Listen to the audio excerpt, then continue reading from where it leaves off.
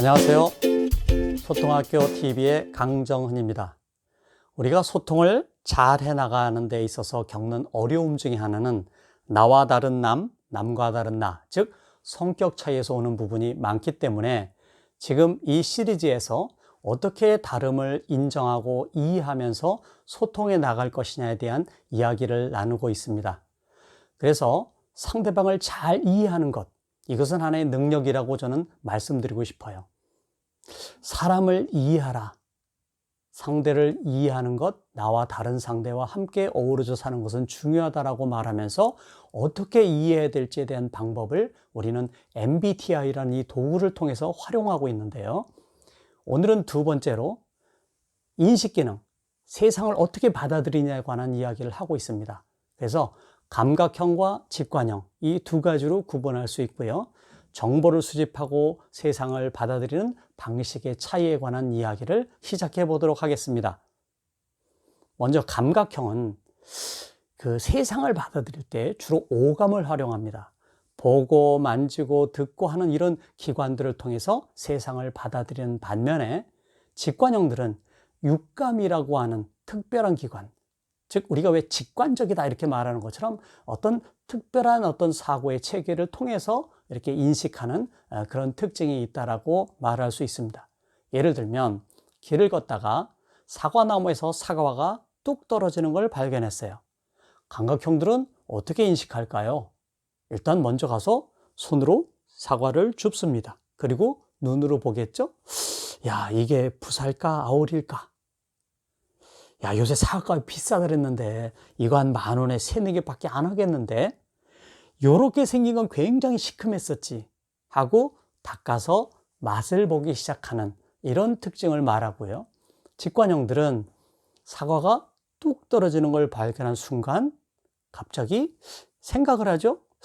사과는 왜 떨어질까? 갑자기 뉴턴이 생각이 나네. 기가 막힌 발명이야. 지구에는 모든 것은 중심으로 향하고 있다? 이야, 기가 막히다. 갑자기 사과 얘기가 스피노자의 말도 생각이 난다.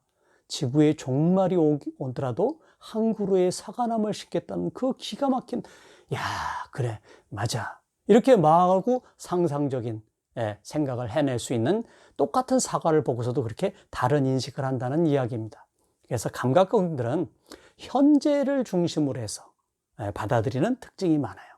그리고 반면에 직관형들은 미래를 생각하고 가능성을 보고서 인식하는 그런 특징이 있습니다. 그래서 회사에서 어떤 회의를 한다, 프로젝트 회의를 한다 할 때도 이 감각형들은 현재의 상황에 대해서 그리고 아주 구체적인 사실에 입각해서 논의하는 것을 아주 잘하죠. 그래서 현실적인 대안을 만들어내는 것에 능한 사람들입니다. 반면에 직관형들은 이면의 문제와 원인을 연계해서 생각해내는 그런 특징이 있고요. 그리고 아주 새로운 방법을 제시하는 그런 기발함도 있습니다.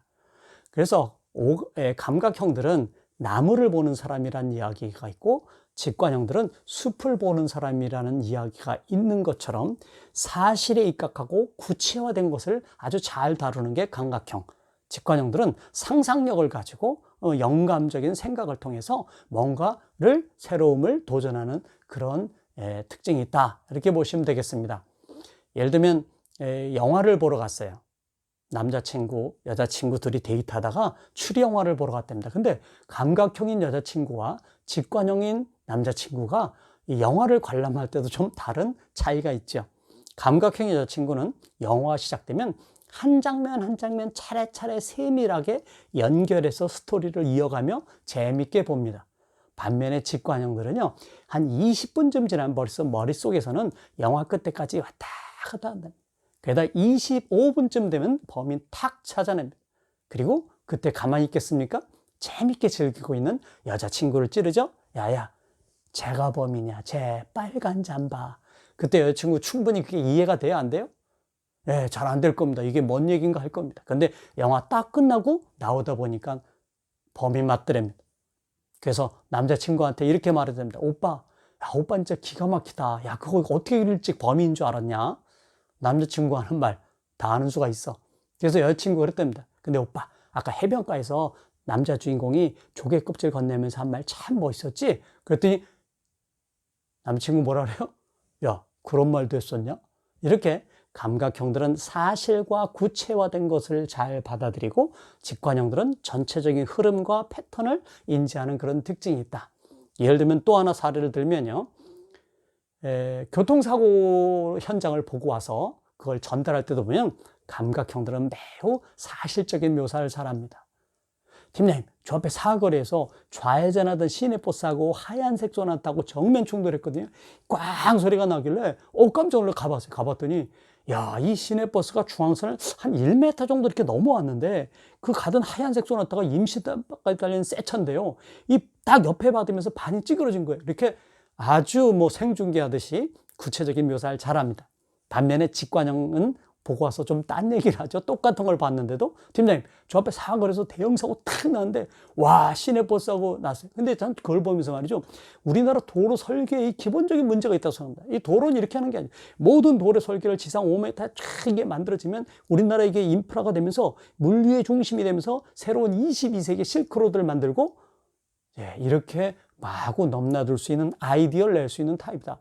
여러분, 똑같은 걸 보고 왔는데도 다른 얘기를 한다.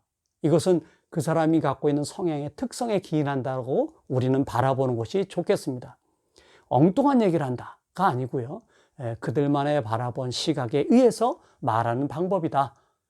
또 하나, 감각형들은요, 좀 일관적이고 일상적인 것에 능숙한 사람들이에요.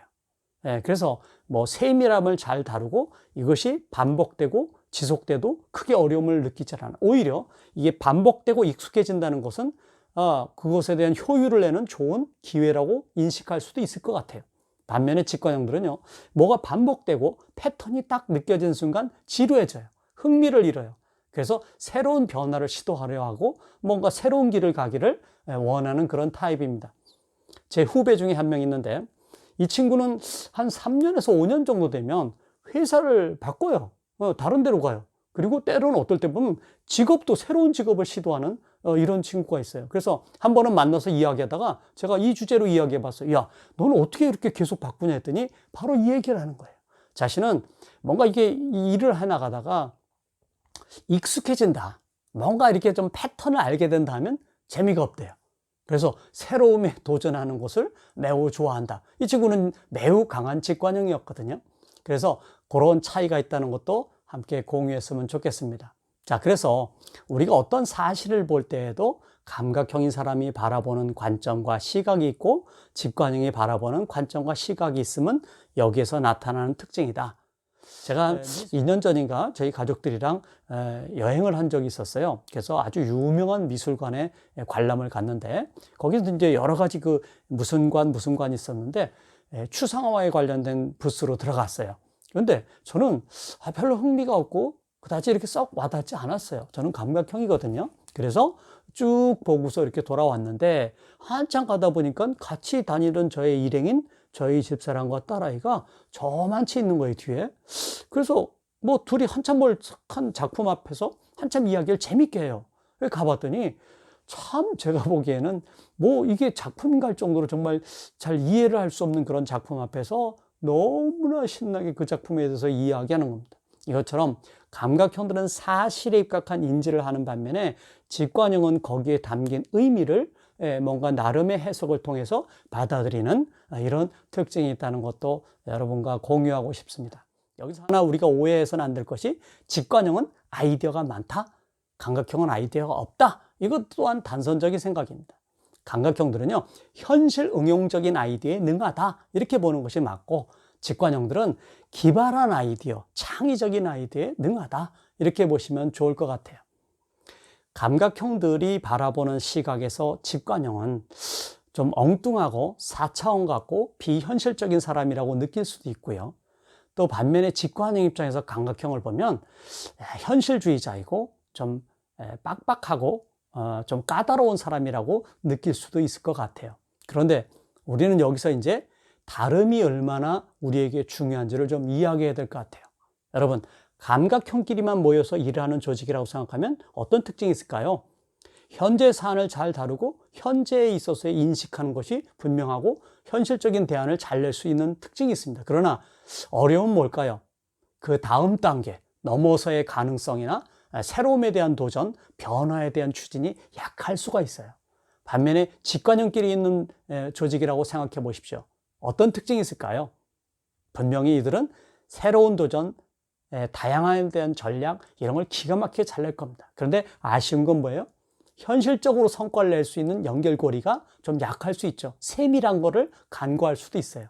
그래서 두 유형이 믹스되는 것은 매우 중요하다. 훌륭한 성과를 내가는데 제가 그 다년간의 그 많은 기업의 경험에서 보면 성과를 잘 내는 팀을 보면 분명히 MBTI를 분석해 보면 이 두 유형의 믹스가 확연히 나타납니다. 그런데 중요한 것은 뭐냐면 그 다름이 존재할 때는 분명히 갈등도 있을 수 있겠죠. 그러나 소통을 서로를 이해하고 인정하면서 소통한 팀들만이 누리는 결과라고 볼 수 있습니다. 그래서 나와 다름은 내가 갖지 못한 것에 대한 중요한 존재임을 우리는 받아들일 줄 아는 것이 중요할 것이다. 자, 오늘 좀 결론을 좀 말씀드리겠습니다.